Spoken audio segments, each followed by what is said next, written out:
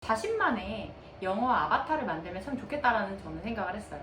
발레나 필라테스를 하시는 분들 보면은 몸이 되게 펴 있어요. 근육이 다 펴져 있기 때문에 자세가 굉장히 바르고 되게 선이 예쁘다라고 보이잖아요. 근데 그게 사실 내가 계속적으로 훈련했던 어떤 무의식 영역 자체를 바꾸는 연습이라고 생각을 해요.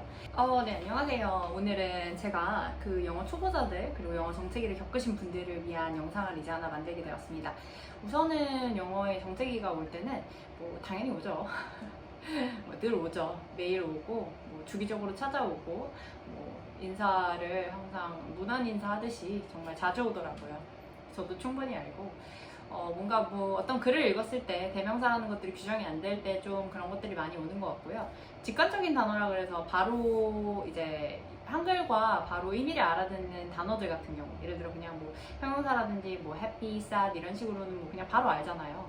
근데 예를 들어서 좀 이디엄이라든지 아니면 콜로케이션 같은 경우는 의미가 정해져 있잖아요. 그럼 그런 것들을 알지 못할 때, 그런 것들을 많이 접할 때, 그때 좀 정체기가 오는 것 같아요. 그리고 또 하나 중요한 게 뭐냐면, 제가 이제 많은 분들을 이제 좀 이렇게 이야기 나누고 같이 이렇게 좀 공부를 하면서 느꼈던 게 분명히 열심히, 그러니까 자기도 이렇게 하고 있는데 영어가 안 될 것 같아서 걱정을 하고 무서워하시는 분들이 있어요.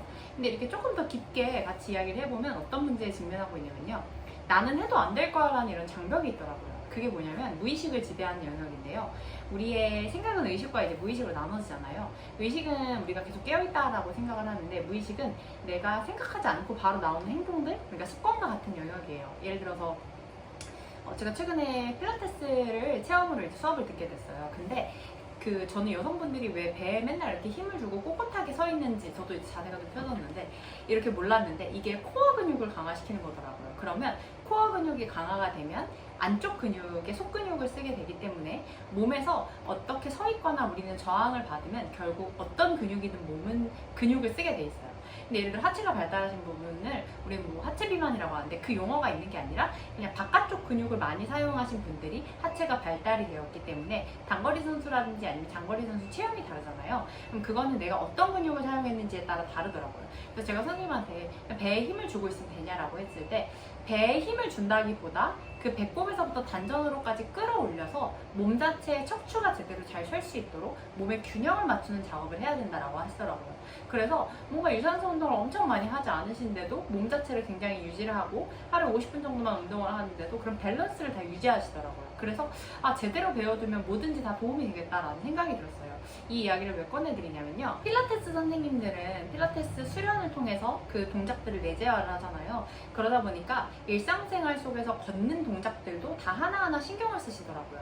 처음에는 신경 쓰는 의식의 작업으로 갔다가 그 다음에는 무의식의 영역으로 넘어가게 돼요. 그래서 발레나 필라테스를 하시는 분들 보면은 몸이 되게 펴 있어요. 근육이 다 펴져 있기 때문에 자세가 굉장히 바르고 되게 선이 예쁘다라고 보이잖아요. 근데 그게 사실 내가 계속적으로 훈련했던 어떤 무의식 영역 자체를 바꾸는 연습이라고 생각을 해요. 제가 작년에 2년 전에 이제 아바타라는 영화가 나왔을 때, 그때 이제 아바타 2를 보면서 이제 느꼈던 점이 있었는데요. 이 아바타가 사실 숲의 사람들이 물의 생활 방식을 적응하는 설리 가족의 이야기였어요. 근데 이제 이 여러 가지 주제가 있었지만 이 설리 가족이 원래는 숲이라는 곳에서 물로 가니까 얼마나 힘들겠어요, 그쵸? 그래서 판도라라는 행성내에 있는 물의 섬 한 곳 중에 이제 살게 되었는데요. 그 장면 중에 하나가 이제 좀 인상이 깊었어요. 적응하기 위해서는 삶의 방식을 습득하게 된다. 그리고 보는 내내 언어랑 좀 많이 비슷하다고 생각했거든요. 여기가 만약에 미국이거나 내가 영어를 쓰지 않게 된다면 우리는 계속 영어를 쓰거나 어떻게 해서든 하겠죠. 근데 사실 영어를 쓰지 않아도 충분히 전혀 문제가 없는 생활에서 살고 있다 보니까 이게 위협을 가하지 않는 이상은 사실 의식적으로는 좀 쉽지는 않아요. 그러니까 문제가 되지 않기 때문에 사실은 쓰지를 않는 건데요. 그렇게 되려면 어떻게 해야 되냐면 무의식 영역을 계속적으로 바꿔줘야 돼요. 어떤 부분에 대한 이야기를 했냐면요, 이런 대사가 나와요. 말을 배우는 게 어렵지만 총기 분해 조립처럼 반복이 최선이다.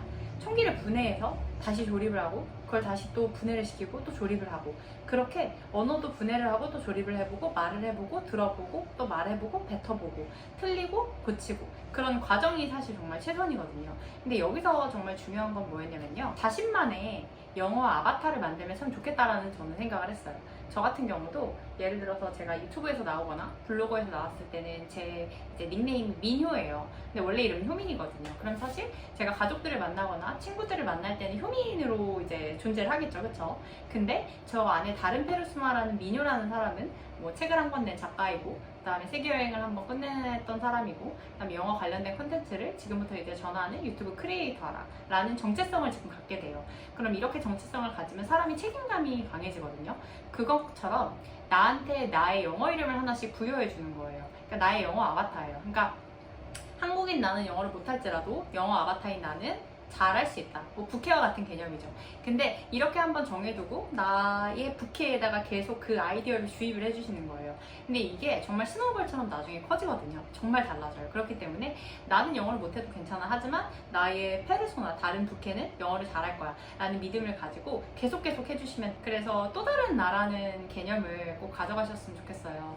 우리가 정말 뭐 육각형 인간 이런 이야기들을 많이 하는데, 저는 사실 막 그런 면에 있어서 막 욕심이라기보다는 그냥 좀 하나의 언어에 이렇게 빠지게 되는 어떤 그 몰입의 순간들의 경험이 있거든요. 그런 오히려 지적 세계나 아니면 호기심 이런 거에 우리가 들어갔을 때 좀 더 즐거워지는 것 같고요. 그래서 개념을 좀 바꾸면 내가 원래 나는 못했지만 나의 페르소나, 나의 아바타는 잘할 수 있어 라는 믿음을 갖고 계속적으로 생각해 주시면 돼요.